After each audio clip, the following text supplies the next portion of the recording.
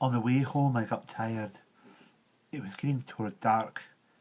It was cold and misty, and the scratches on my arms and legs, which had not bothered me before, began to hurt. The basket felt heavy, and I wanted to be carried. Connor carried me along for a long way on his back, and Coleman, always a friend to me, though not much bigger than I was myself, carried my basket. But in the end they too were tired, and Connor set me down on the track, and Coleman returned my basket. "Walk," said Connor. I had loved riding on Connor's broad back, and I did not want to walk. I sulked, I dragged behind while the others waited for me, and finally I sat down on the ground, thinking this would force Connor to carry me again. "Very well," said Connor, "we will go without you." "The Tarrans may get you," said Myrie, who had always had a spiteful streak. "Or the people of the Sith."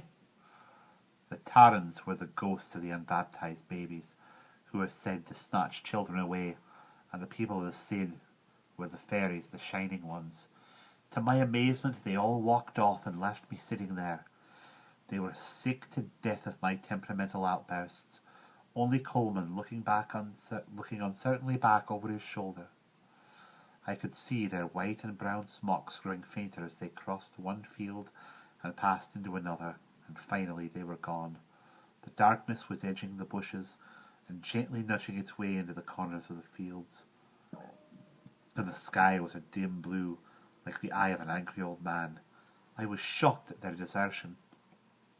It did not occur to me to get up and follow them. I went on sitting on the track where they had left me, and a great loneliness crept over me. Undoubtedly Tarrans or the Shining Ones would get me, and I would never see anyone I loved again. Tears poured out of my eyes and down my cheeks, and I leaned my head on my knees and sobbed out loud with tiredness. Then it happened. "Wise child," said a voice. There was sympathy in it. I looked up, and there was Juniper, sitting on her donkey, looking down at me. She climbed down with a lithe, youthful movement, and before I knew what was happening, I bent down and wiped the tears from my cheeks with a handkerchief. I stopped crying mainly out of surprise, I think, and she picked me up in her arms and swung me onto her saddle. "Poor baby," she said. My legs did not reach the stirrups, but she held me firmly onto the saddle and spoke gently to the donkey, which began to walk. It was all very surprising. It was surprising, too, to notice that the donkey's panniers were filled with blackberries, with a few large mushrooms lying on top of them.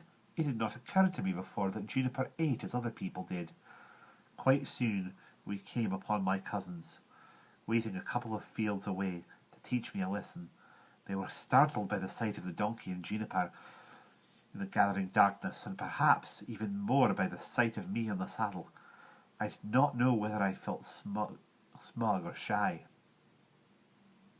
"She couldn't walk," said Connor defensively, by way of explanation. "Her legs are short," Juniper replied without judgment.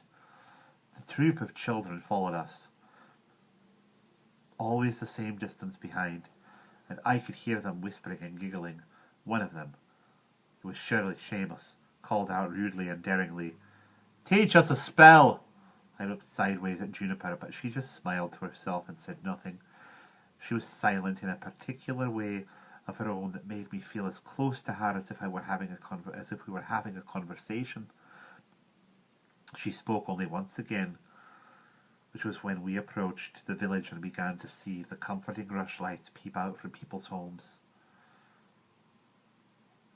"You may be too tired to walk today, but you'll be a great traveller one day," she said.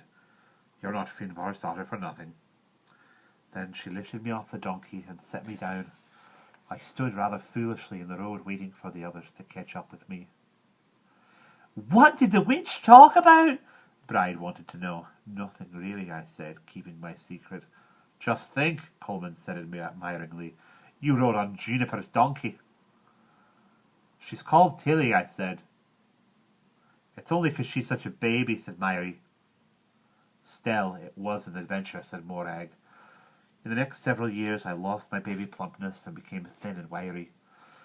I was never an especially pretty child, and when I got the lice, my grandmother, who could not see too well, hacked off my hair unevenly all over my head, so that it stuck up here and there in spikes.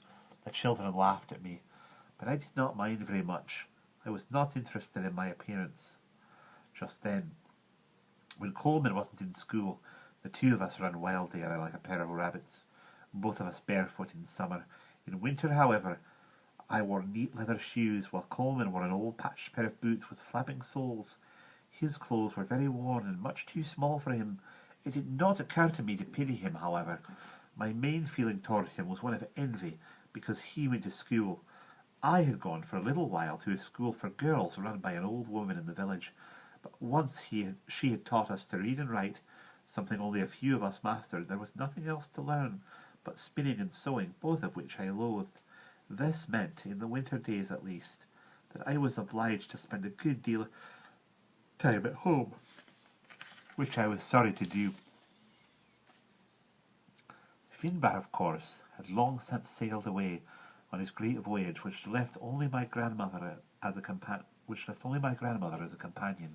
She, I seem to remember, had once been quick on her feet, busy about the house, cleaning and cooking. Now she sat before the fire all day, dozing in a chair most of the time, too weary to spin or even to talk. Once she had been such a grand storyteller, such a singer. I had laughed and wept and been terrified by her stories, sometimes actually putting my hands over my ears because I could not bear any more. No, I don't want to know, then. Go on, tell me. There were no stories any more, just that clouded, puzzled look in her eyes. Finbar, she said to me once, and I said in a frightened voice, you remember? Finbar went away, he'll be back soon. Our eating got more and more